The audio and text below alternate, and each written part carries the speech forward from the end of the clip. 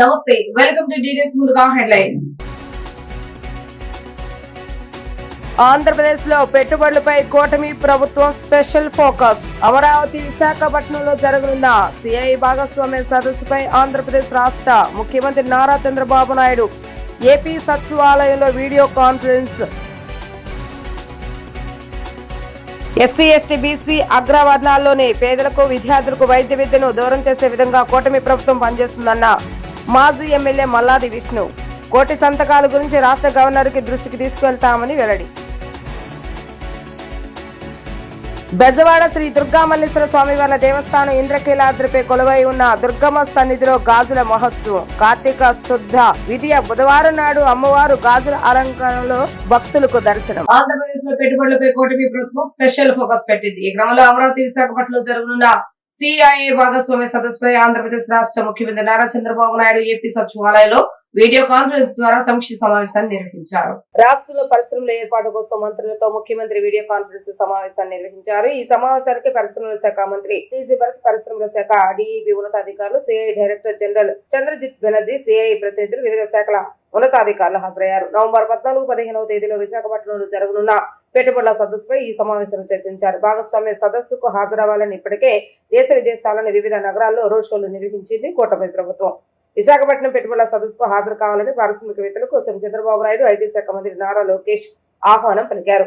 Davos తరహాలోనే ఈ పెట్టుబడుల సదస్సు నిర్వహించాలని ముఖ్యమంత్రి చంద్రబాబు నాయుడు దిశానిర్దేశం చేశారు. భాగస్వామ్య సదస్సుకు ఇతర రాష్ట్రాల ముఖ్యమంత్రులు, పాలసీ మేకర్లను కూడా ఆహ్వానించాలని సూచించారు. కేవలం పెట్టుబడుల కోసమే కాకుండా నాలెడ్జ్ షేరింగ్, లాజిస్టిక్స్, టెక్నాలజీ తదితర రంగాల్లోని విధానాలపై చర్చించే అవకాశం ఉంటుందని సీఎం చంద్రబాబు నాయుడు స్పష్టం చేశారు.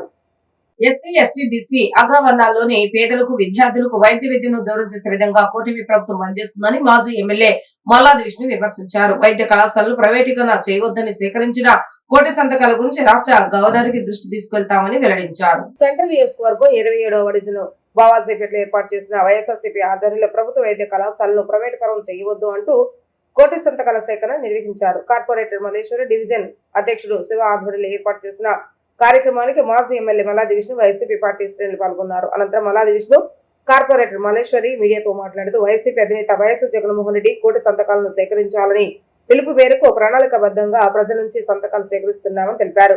అడిగిందే తడువుగా ప్రజలు సంతకాలు చేసేందుకు ముందుకు వస్తున్నారని తెలిపారు. ప్రభుత్వంలో చేస్తున్న కార్యక్రమాలు, తీసుకున్న నిర్ణయాల పట్ల ఉన్న వ్యతిరేకతను ప్రజలు తమ సంతకాల ద్వారా తెలియజేశారని అన్నారు.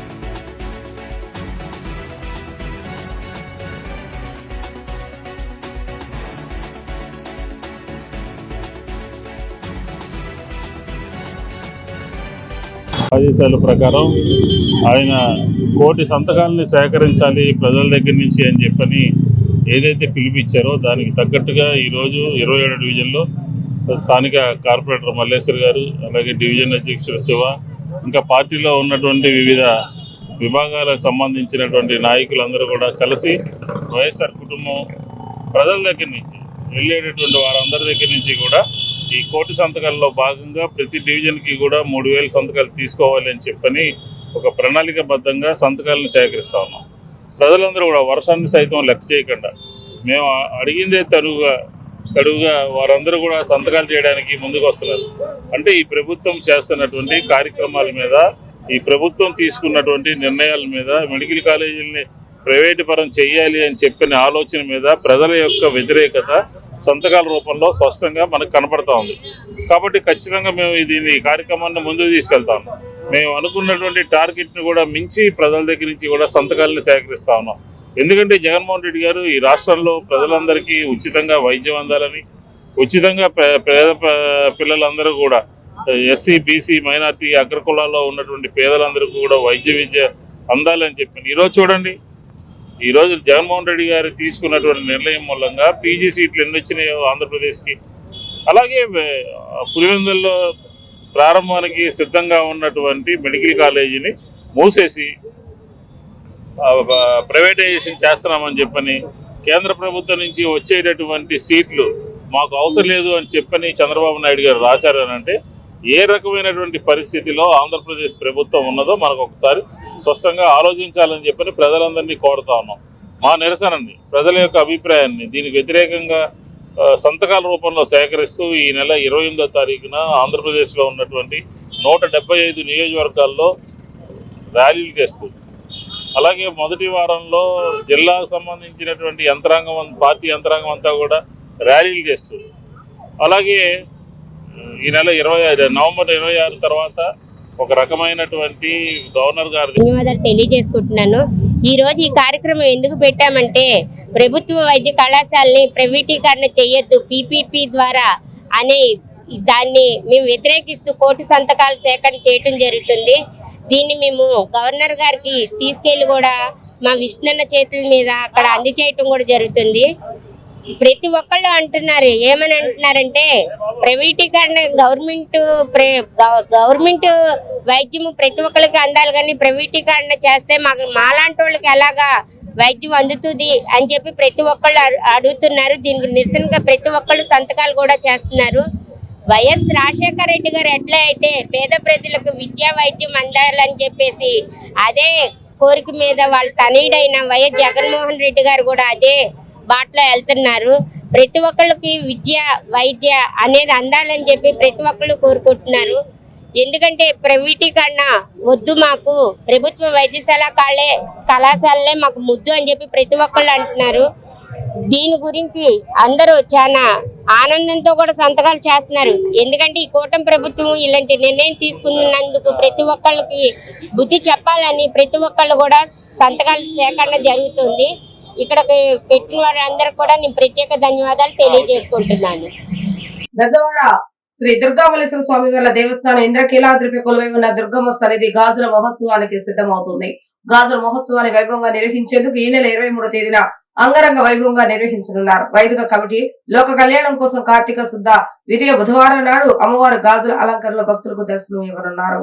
బెజవాడ శ్రీ దుర్గామల్లేశ్వర స్వామి వారి దేవస్థానం ఇంద్రకీలాద్రిపై కొలువై ఉన్న దుర్గమ్మ సన్నిధి గాజుల మహోత్సవానికి సిద్ధం చేస్తున్నారు. ఆలయ అధికారులు, వేద పండితులు, వైదిక కమిటీ సభ్యులు, దేవస్థాన పాలకవర్గ ఆధ్వర్యంలో ఈ ఏడాది గాజుల మహోత్సవం ఎంత వైభవంగా నిర్వహించాలన్న లక్ష్యంతో పనిచేస్తున్నారు. ఈ నెల 23వ తేదీన జరగనున్న ఈ గాజుల అలంకరణ వేడుక అత్యంత వైభవపేతంగా నిర్వహించనున్నారు. అమ్మవారి మూల విరాటుతో పాటు ఉత్సవమూర్తులతో పాటు ఆలయ ప్రాంగణం మొత్తం గాజులతో అలంకరించనున్నారు. భక్తులు అమ్మవారిని దర్శించుకునేందుకు తరలి రావాలని దేవస్థానం అధికారులు, స్థానాచార్యులు తెలియజేశారు. మహిళలు, పిల్లలపై జరుగుతున్న అత్యాచారాలను అరికట్టడానికి కఠిన చర్యలు తీసుకోవాలని ఐద్వా రాష్ట్ర అధ్యక్షులు కె శ్రీదేవి డిమాండ్ చేశారు. అనంతపురంలో ఈ నెల 13 నుంచి 15 వరకు 16వ ఐద్వా రాష్ట్ర మహాసభలు విజయవంతం జరిగాయని చెప్పారు. ఈ మహాసభలలో మద్యాన్ని నియంత్రించాలని, గంజాయి లాంటి మత్తు మందుల సరఫరాను నిరోధించాలని తీర్మానించడం జరిగిందని తెలిపారు. ఈ మహాసభలకు 25 జిల్లాల నుంచి 400 మంది ప్రతినిధులు హాజరయ్యారని చెప్పారు. కేంద్ర రాష్ట్ర ప్రభుత్వాల విధానాల వల్ల మహిళలు అనేక ఇబ్బందులు ఎదుర్కొంటున్నారని తెలిపారు. మహిళలు ఉపాధి కోసం ఎదురు చూడవలసిన పరిస్థితి ఏర్పడిందని ఆవేదన వ్యక్తం చేశారు. విద్యా, వైద్యం అందుబాటులో లేకుండా పోతుందని ఆరోపించారు. నిత్యావసర సరుకుల ధరలు తగ్గించాలని, ప్రజా పంపిణీ వ్యవస్థను పటిష్టం చేయాలని, విశాఖ ఉక్కును ప్రైవేటీకరించే విధానాలు విడనాడాలని డిమాండ్ చేశారు. ఎన్నికల హామీలు ఇచ్చిన విధంగా అందరికీ 3 సిలిండర్లు ఇవ్వాలని, ప్రతి మహిళకు నెలకు 1500 రూపాయలు ఇస్తామని హామీని అమలు చేయాలని అన్నారు.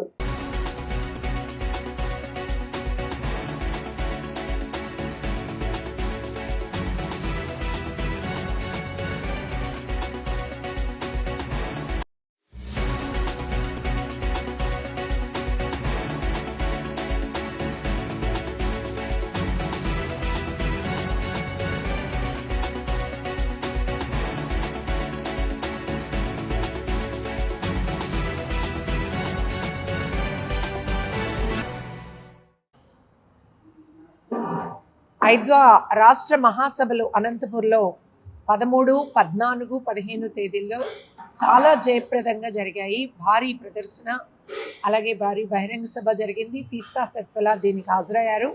ఈ మహాసభల ముగింపులో నూతన రాష్ట్ర కమిటీని, అలాగే నూతన అధ్యక్ష కార్యదర్శుల్ని ఎంపిక చేసుకోవడం జరిగింది.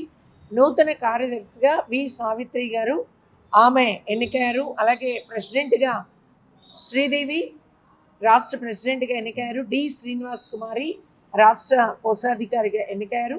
ఇందులో జరిగినటువంటి తీర్మానాలు, ఇతర విషయాలను, నిర్ణయాల్ని సావిత్రి గారు మీకు వివరిస్తారు. నా పేరు సావిత్రి, ఐద్వా నూతన రాష్ట్ర కార్యదర్శిని.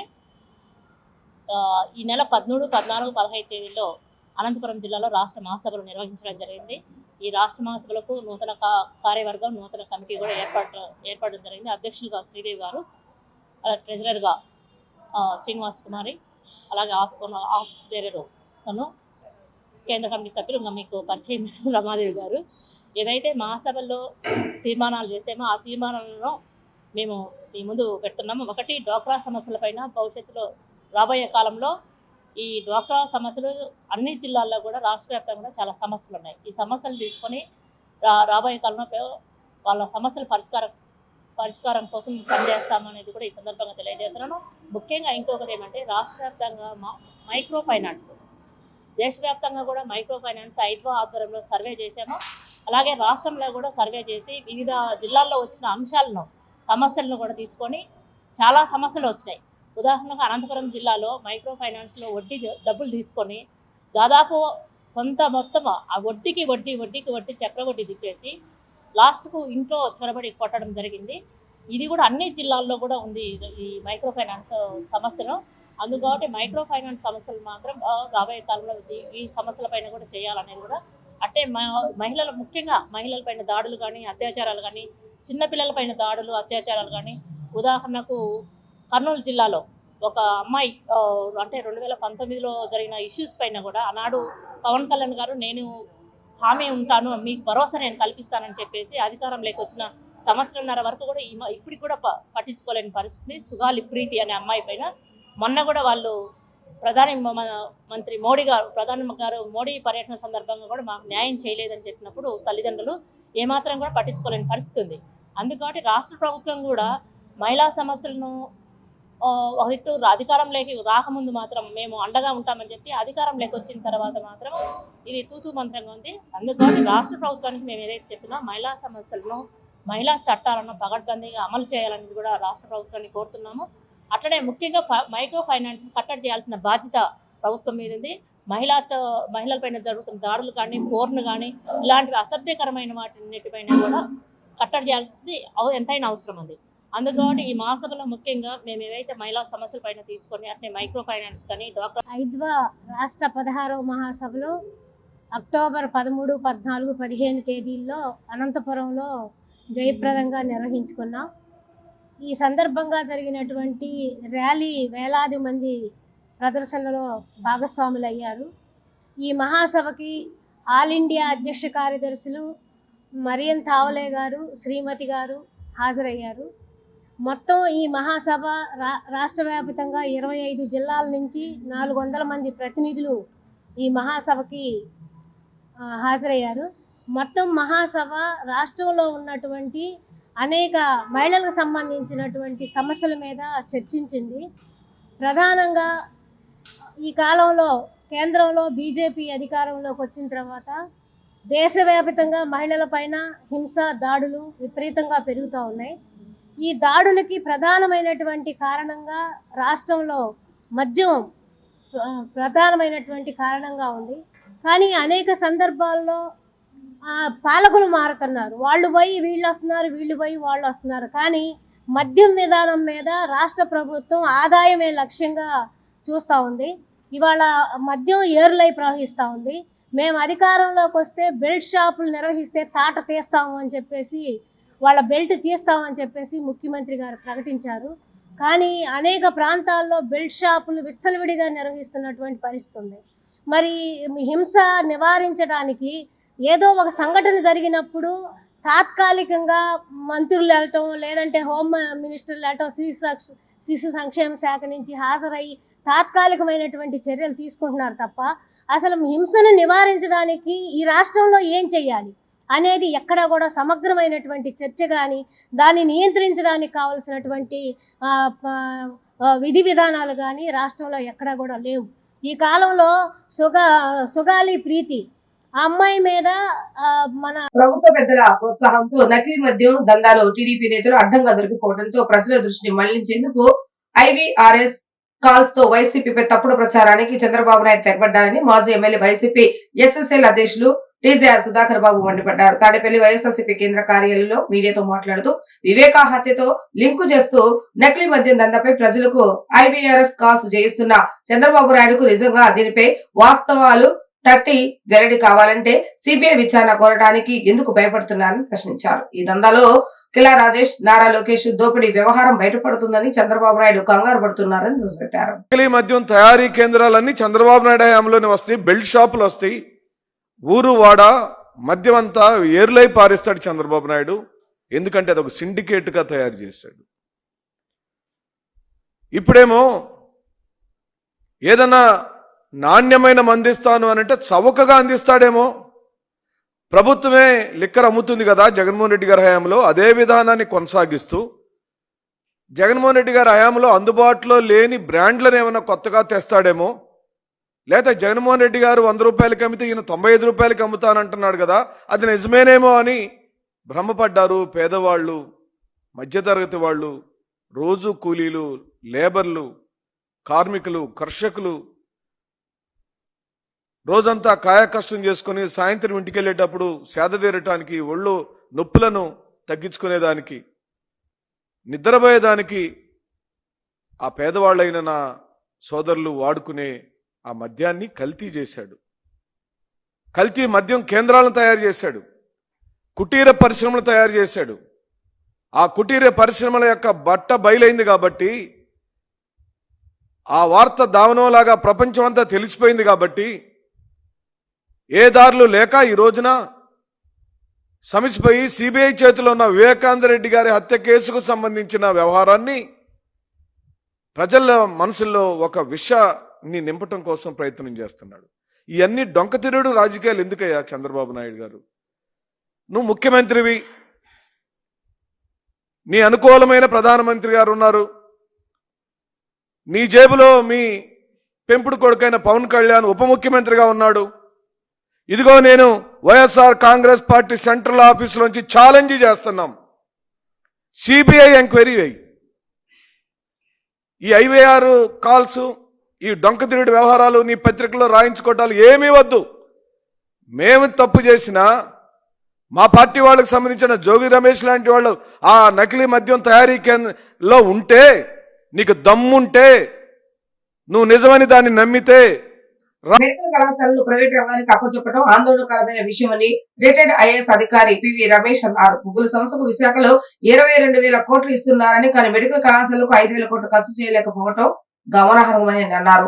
BBB అనేది పారదర్శకంగా ఉండదని, పేదలకు వైద్యం అందదని చెప్పుకొచ్చారు. ప్రభుత్వ మెడికల్ కళాశాల BBB వ్యతిరేకిస్తూ విజయవాడ ఎంపీ భవన్ లో రాష్ట్ర సదస్సు నిర్వహించారు. ఈ సదస్సులో రిటైర్డ్ ఐఏఎస్ అధికారి పివి రమేష్, సిపిఐ సిపిఎం రాష్ట్ర కార్యదర్శులు కె రామకృష్ణ, వి శ్రీనివాసరావు, మాజీ మంత్రి వడ్డీ శోభనాధీశ్వరరావు, కాంగ్రెస్ పార్టీ నాయకులు ఎన్ తులసిరెడ్డి, మాజీ ఎమ్మెల్సీ కెఎస్ లక్ష్మణరావు, జ్ఞాన విజ్ఞాన వేదిక రాష్ట్ర అధ్యక్షులు వల్లారెడ్డి లక్ష్మణరెడ్డి తదితరులు పాల్గొన్నారు. ఈ సందర్భంగా పివి రమేష్ ఆంధ్రప్రదేశ్ లో ప్రభుత్వాలు మారుతున్న ఆరోగ్య రంగంలో మార్పులు రావటం లేదని, సంవత్సరాలు గడిచే కొద్దీ ప్రభుత్వాలు తమ బాధ్యత నుంచి తప్పుకుంటూ ప్రైవేట్ రంగానికి వైద్యాన్ని అప్పచెప్పడం ఆందోళనకరమైన అంశంగా రమేష్ పేర్కొన్నారు. వైద్యాన్ని వ్యాపారంగా చూస్తున్న కారణంగా అందులో ఆదాయం తప్ప ప్రజల బాగోగులు పూర్తిగా మరుగయ్యాయని అన్నారు.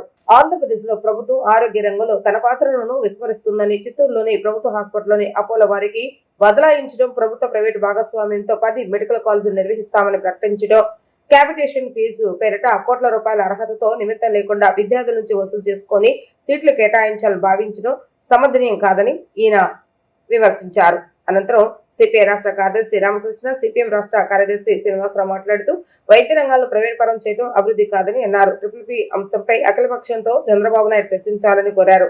BBB విధానంపై ప్రజల ప్రభుత్వంపై తిరుగుబాటు మొదలైందని అన్నారు.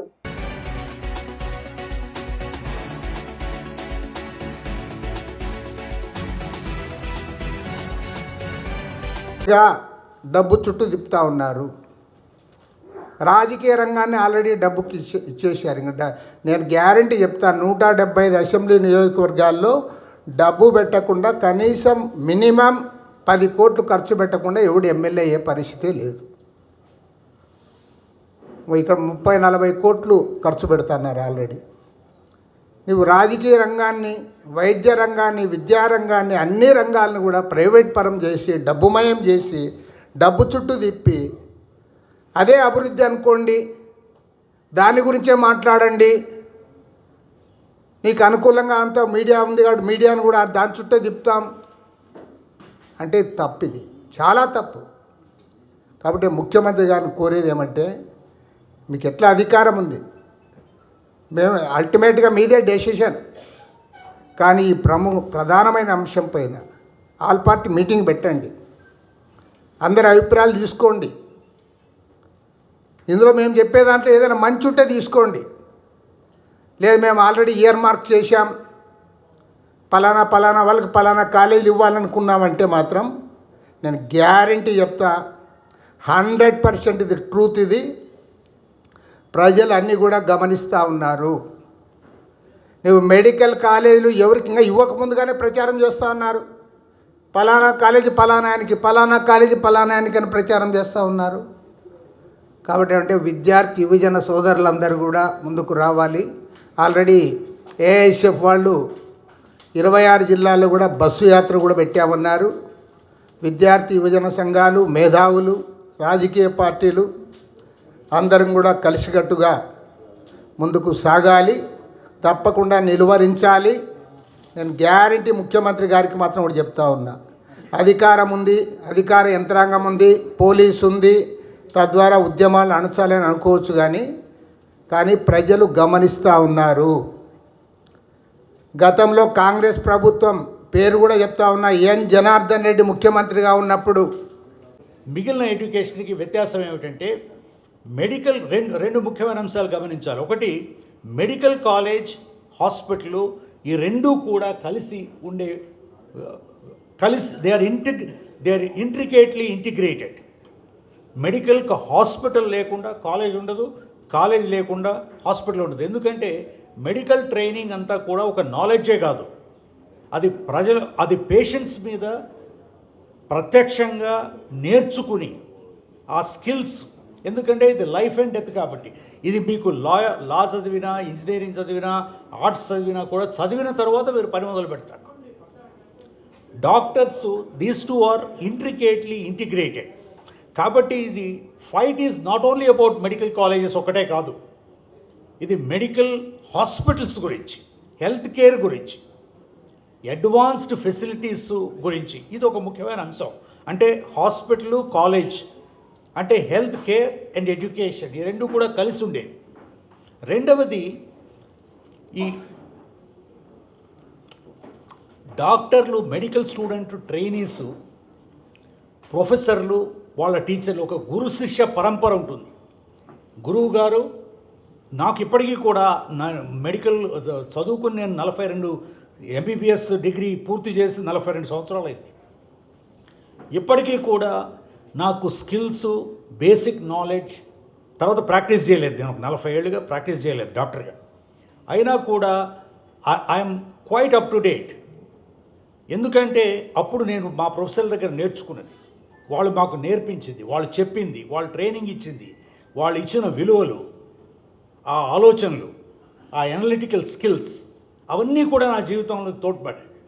ఇది చాలా ముఖ్యం. ఈ టీచర్స్ని, ఈ ఫ్యాకల్టీని మీరు ఒక రోజులో తయారు చేయలేము.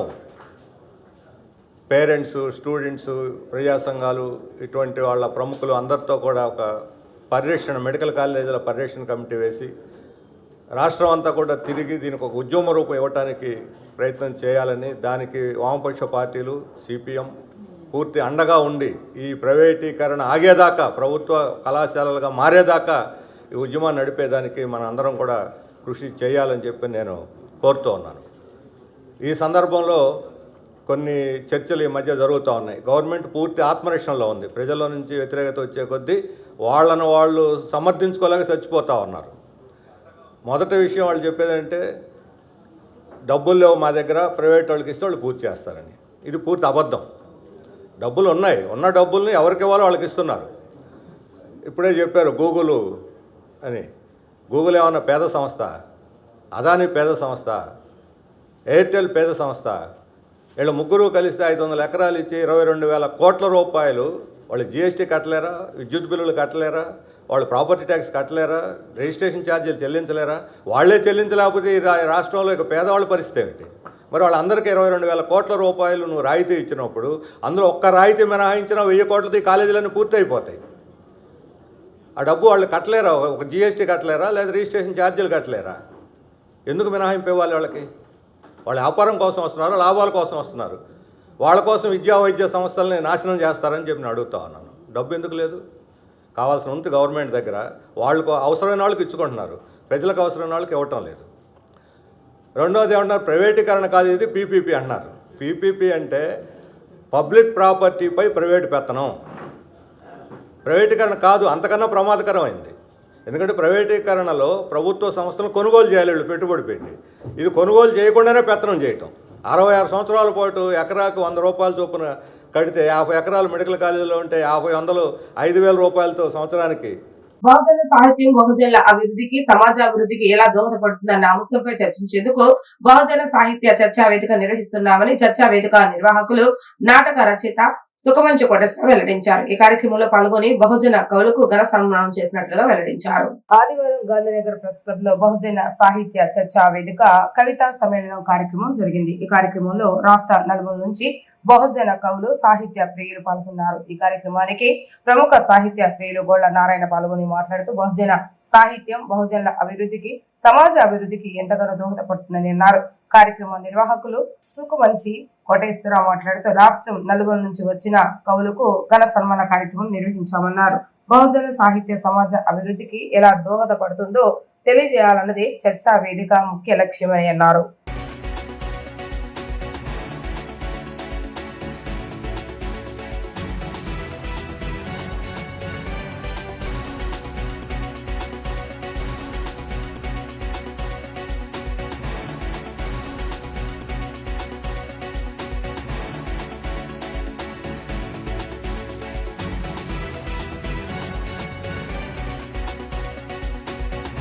కోటేశ్వరరావు అండి. మీరేమో కోరపాటి మన్మథరావు గారు. ఈ కార్యక్రమం సాహిత్య చర్చా వేదిక, సాహిత్య పఠనం, గేయాల పఠనం జరుగుతుందన్నమాట. అంటే సాహిత్యాన్ని, బహుజన సాహిత్యాన్ని అభివృద్ధి చేయడం కోసం ఒక కార్మికుడైనటువంటి మన్మథరావు గారు ఈ కార్యక్రమాన్ని తలపెట్టారు. ఈ కార్యక్రమం ఇప్పుడు వచ్చినటువంటి ప్రముఖులైనటువంటి సాహిత్యవేత్తలందరి గురించి మీకు తెలుసు, అవన్నీ పాంప్లెట్లో ఉన్నాయి. మరి ఈ కార్యక్రమం దిగ్విజయం అయింది, అది మీరు చూస్తూనే ఉన్నారు.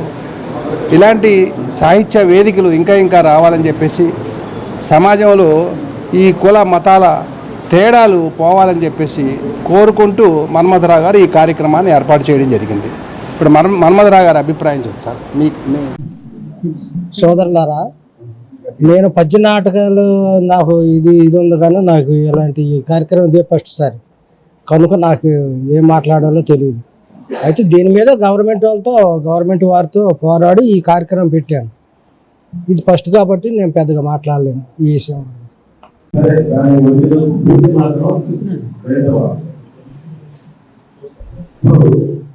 ఈ ప్రభుత్వం వాళ్ళు ఎవరైతే ఈ కార్యక్రమాలన్నీ నడిపిస్తున్నారో, వ్యవస్థను నడిపిస్తున్నారో, వాళ్ళు ఇచ్చే తాయిలాలు ఒక పక్కన అందుకోవడానికి ప్రయత్నించినంత కాలం ఇదే పరిస్థితి. ఈ తాయిలాలు వాళ్ళు ప్రకటించినప్పుడు ఆ తాయిలాల కోసం కొంత కాంప్రమైజ్ ఉన్నట్టు. ఒక పక్కన తాయిలాలు ప్రకటిస్తారు, ఇంకో పక్కన ఏంటంటే ప్రభుత్వ ఉద్యోగాలు, ప్రభుత్వ రంగ సంస్థల ఉనికి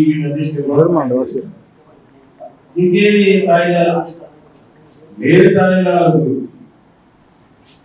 మనం కొన్ని కాంప్రమైజ్ అవుతున్నాం అనేది నాలాంటి బయట ఉన్న వ్యక్తులు ఆలోచిస్తున్నారు. కాబట్టి ఆ దిశలో కూడా మీరందరూ ఆలోచించాలని, అలాగే ముందస్తుగా కులాల మధ్య ఐక్యత సాధించడానికి తీవ్రమైన ప్రయత్నం చేయాలని కోరుకునే కుటుంబంలో నేను కూడా ఉన్నాను.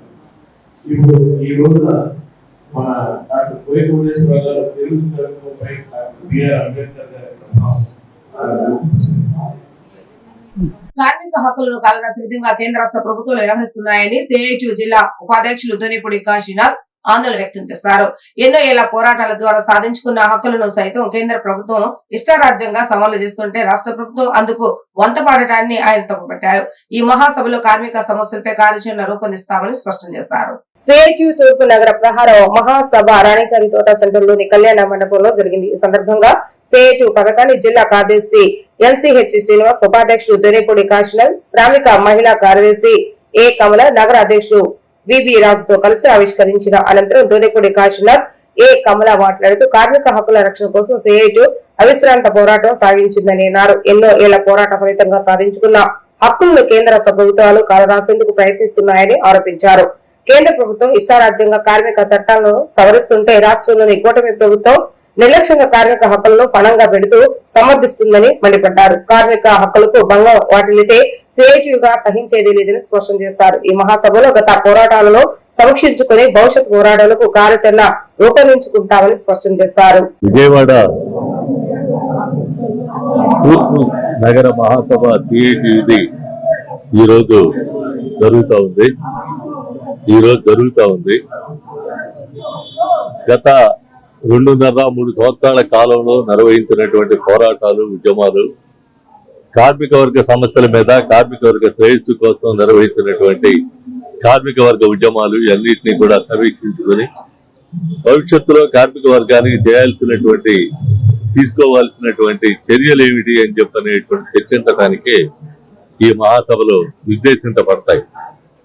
అందులో భాగమే ఈరోజు విజయవాడ నగర తూర్పు నియోజకవర్గ సిఐటియు మహాసభ జరగబోతా ఉంది.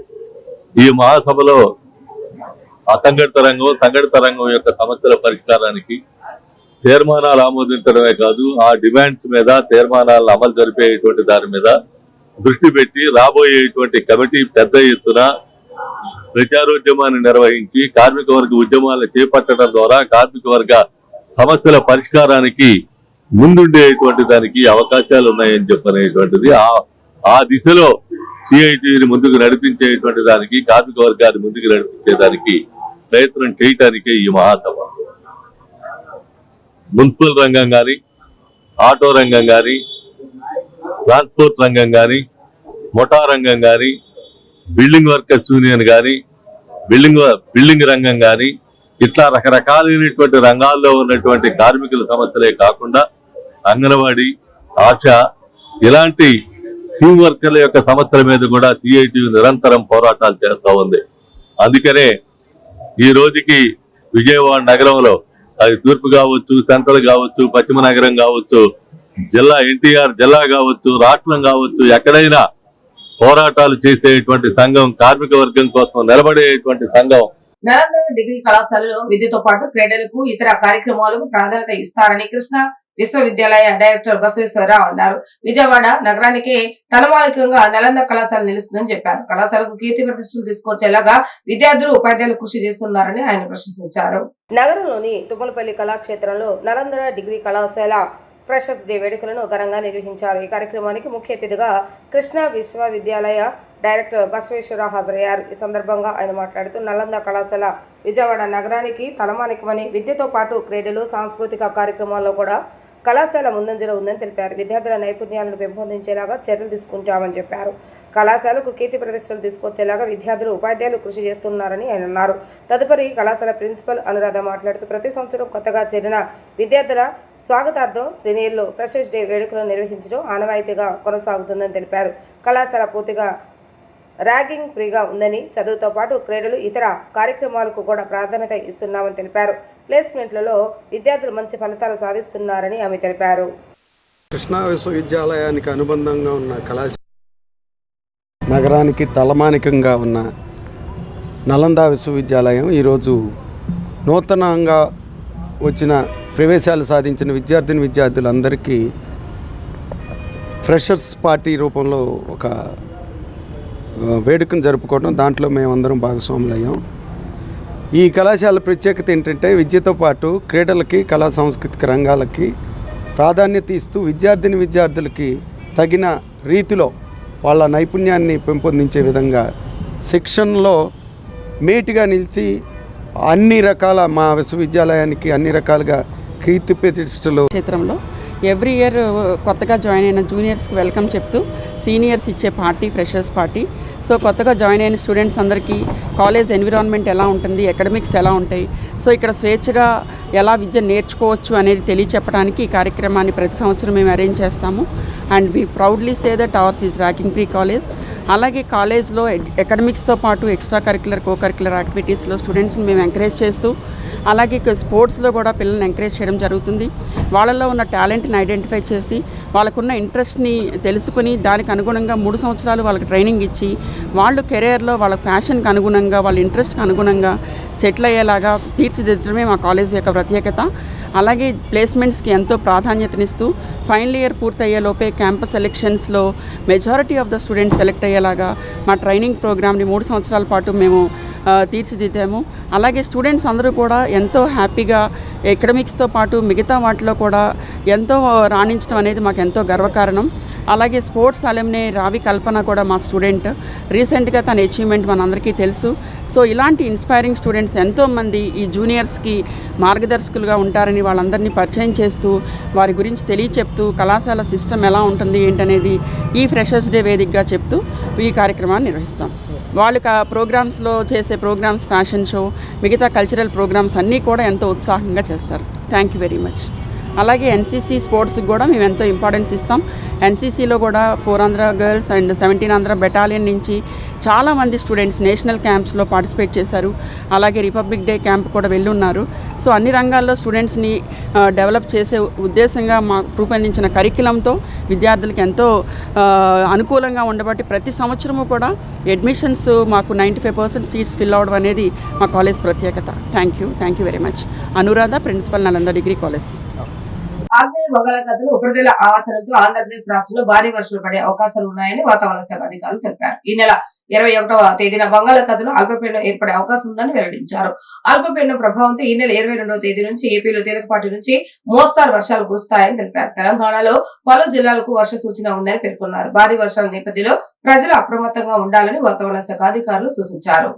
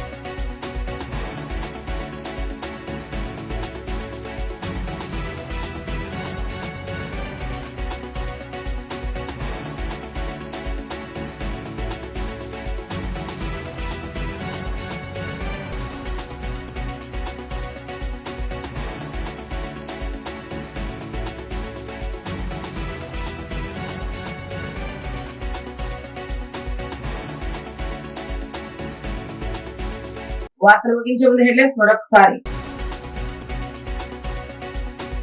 ఆంధ్రప్రదేశ్ లో పెట్టుబడులపై కూటమి ప్రభుత్వం స్పెషల్ ఫోకస్. అమరావతి విశాఖపట్నంలో జరగనున్న సిఐ భాగస్వామ్య సదస్సుపై ఆంధ్రప్రదేశ్ రాష్ట్ర ముఖ్యమంత్రి నారా చంద్రబాబు నాయుడు ఏపీ సచివాలయంలో video conference. SC ST BC అగ్రవర్ణాల్లోని పేదలకు విద్యార్థులకు వైద్య విద్యను దూరం చేసే విధంగా కూటమి ప్రభుత్వం పనిచేస్తుందన్న మాజీ ఎమ్మెల్యే మల్లాది విష్ణు. కోటి సంతకాల గురించి రాష్ట్ర గవర్నర్ కి దృష్టికి తీసుకువెళ్తామని వెల్లడి. బెజవాడ శ్రీ దుర్గామల్లేశ్వర స్వామివార్ల దేవస్థానం ఇంద్రకీలాద్రిపై కొలువై ఉన్న దుర్గమ్మ సన్నిధిలో గాజుల మహోత్సవం. కార్తీక శుద్ధ విధియ బుధవారం నాడు అమ్మవారు గాజుల అలంకరణలో భక్తులకు దర్శనం. ఇవి ఈ రోజు వార్తా విశేషాలు. మరలా తిరిగి ప్రసారమయ్యే వార్తలు మళ్ళీ కలుద్దాం. అందరూ సెలవు. నమస్కారం.